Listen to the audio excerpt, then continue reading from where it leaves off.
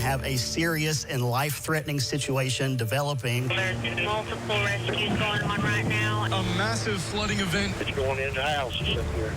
We need to evacuate these people. If you are living near the Nolichucky River, to please take notice and to move into higher ground immediately. It's pretty strong, and the water just keeps coming. It's at the campers now, so it's getting even higher. Just a moment ago, we watched as the roof of a building popped up out of that water. There is a house that is floating down the river. It does have people inside it. All night I kept praying, repeating the Lord's Prayer and the 23rd Psalm.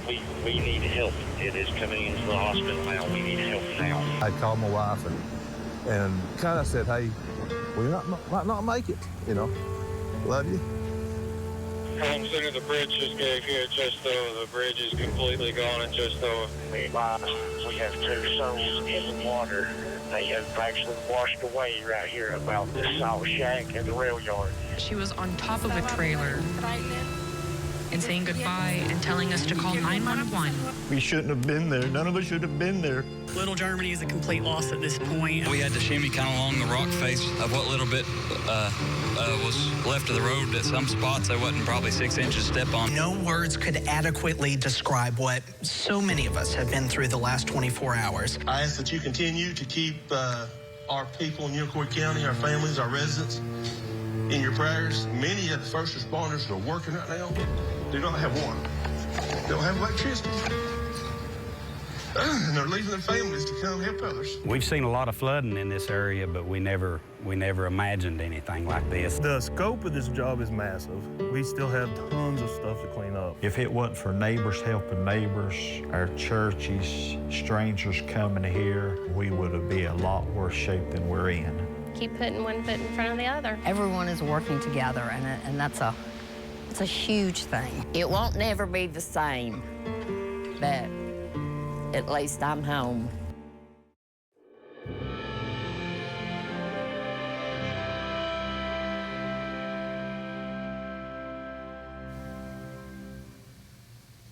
Good evening, everyone. It was 1 year ago that we met here, shell-shocked by what had just happened as the horror that was Helene ravaged our region. Many people lost their homes, many lost their lives and loved ones, and most everyone else at least lost power, water, cell service, or knew someone who was impacted. Tonight, we're going to pause for just a moment to not just look back and remember, but to look at how far we've come in the last year and the journey that remains ahead. Tonight, we have team coverage. Fox 39 Samantha Allen is in Jonesboro tonight for a ceremony remembering those who died and sharing the resources still available. And Mara St. Marie is in Washington County, Virginia for an event thanking volunteers for their work. But first, let's look back at the big picture of Helene's destruction. Helene was the deadliest hurricane since Katrina to strike the mainland U.S., according to the BBC. The National Weather Service says 250 people died. The body of at least one person who went missing still has not been found.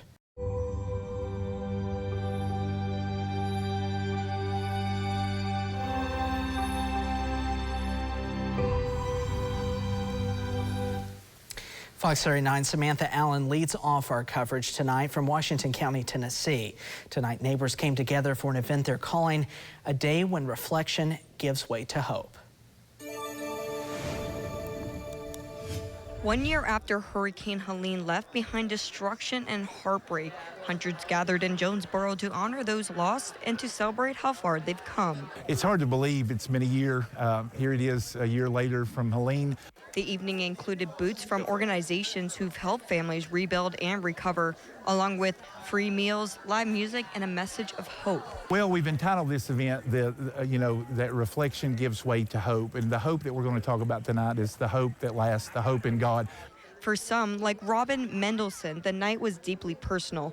She survived the floodwaters of Helene and shared her story of resilience with me. We were begging, please send somebody, please send somebody. And then my husband and I were saying goodbye to each other because he doesn't swim. Like, the water's up to here now. So I'm like, we're saying goodbye to each other. It was horrible.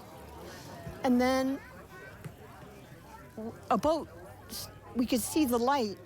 And while the event honored lives lost, it was also a time to look ahead, reflecting on how far the community has come and finding healing and hope. Grab a hold of that hope that is eternal, that's immovable.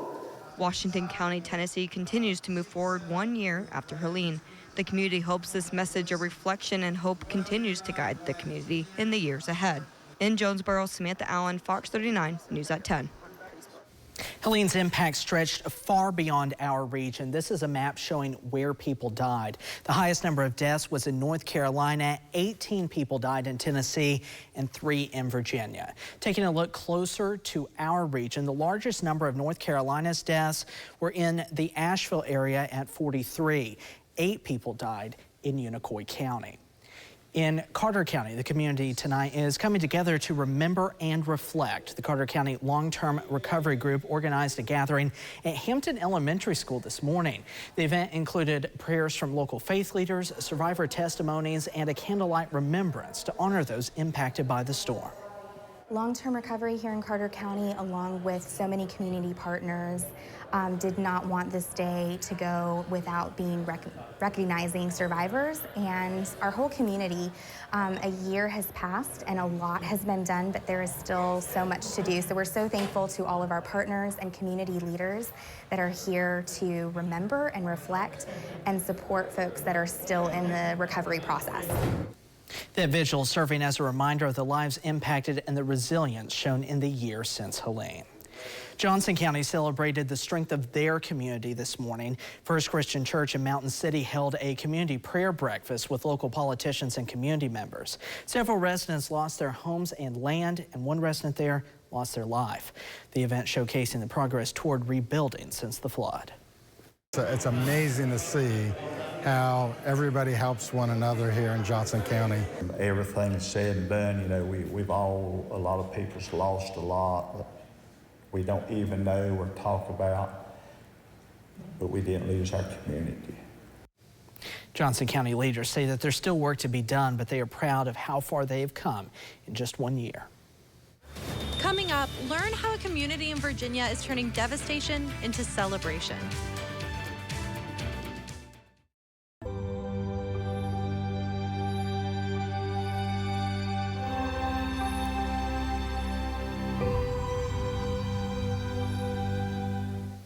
From devastation to celebration. That was the saying for a community event in Taylor's Valley today that's using Helene's 1-year anniversary as a way to celebrate progress and thank those who helped during challenging times. Fox 39's Mara St. Marie takes us to that event. The Community Club of Taylor's Valley, Virginia, inviting first responders, volunteers, and everyone else who helped during the devastating floods of Helene celebrate 1 year later. Savor this moment, because other communities don't have this. Church of Brethren pastor John Coleman says Taylor's Valley is unlike other communities in Southwest Virginia. He says its closeness makes them unique and special. Savor the family, savor the sense of community, because we don't see this much in our nation, in our state, but Taylor's Valley, we have it. It's amazing. Coleman tells me being so close makes positivity easier for the community. Since the flood, Taylor's Valley has celebrated every small victory, from the arrival of Swiftwater Rescue to the rebuilding of homes. That's why Community Center President Janet Bowling says the 1-year anniversary slogan was devastation to celebration. It speaks of what we've gone through. We were totally devastated at the beginning, and this is our celebration today. And it's just good to know that we've come so far.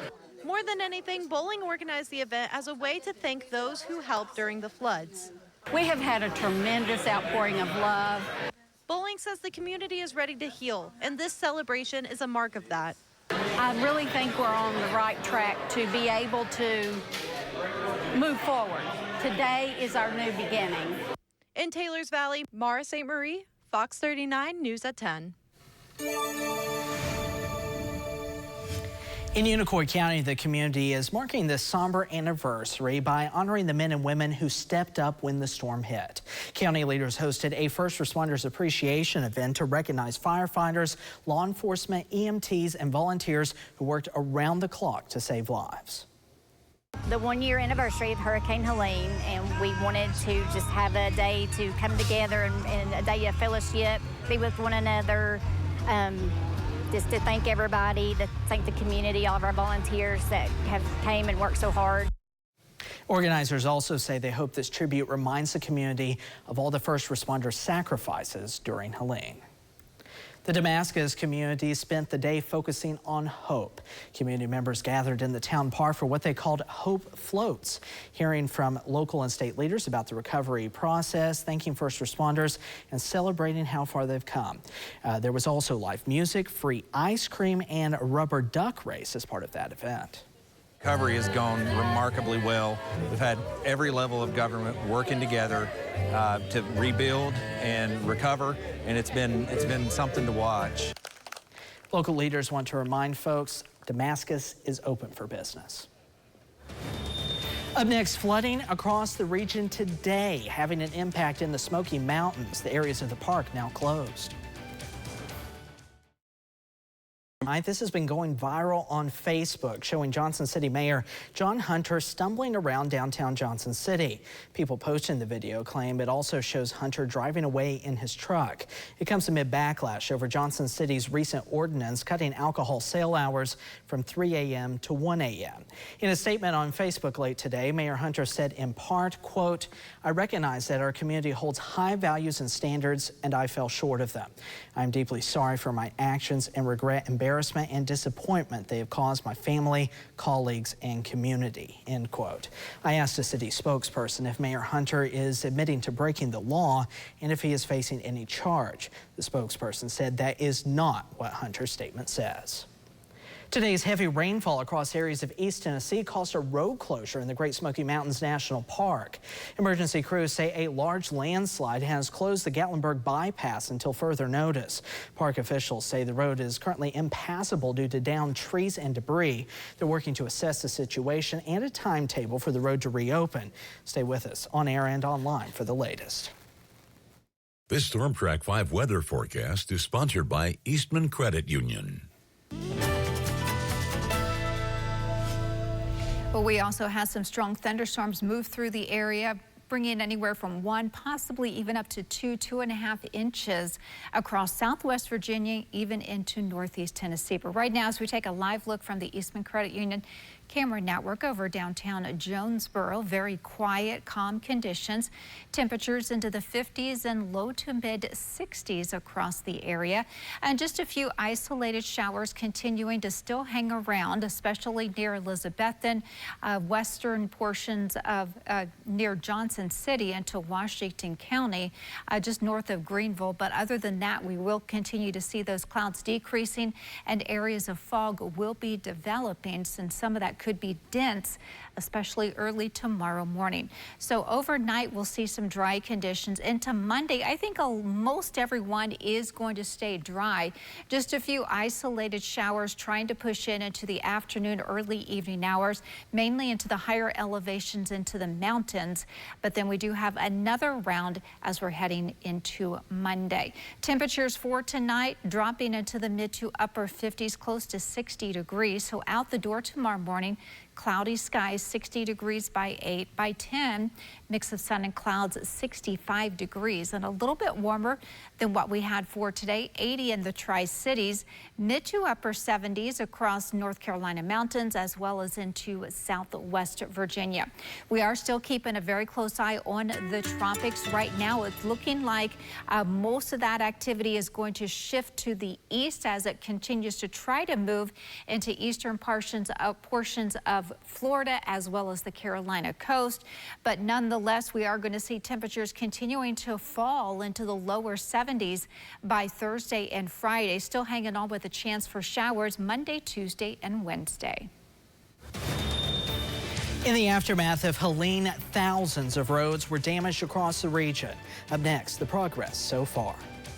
Storm Track 5 weather cameras are sponsored by Eastman Credit Union.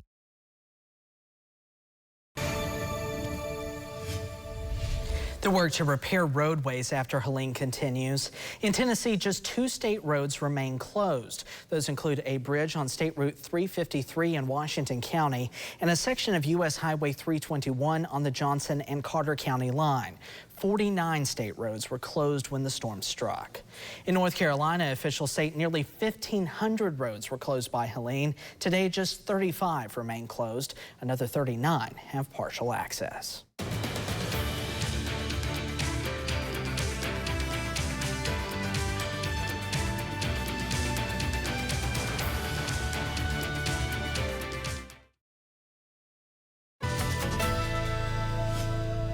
Partly cloudy skies overnight with areas of dense fog developing. 58 degrees as your overnight low.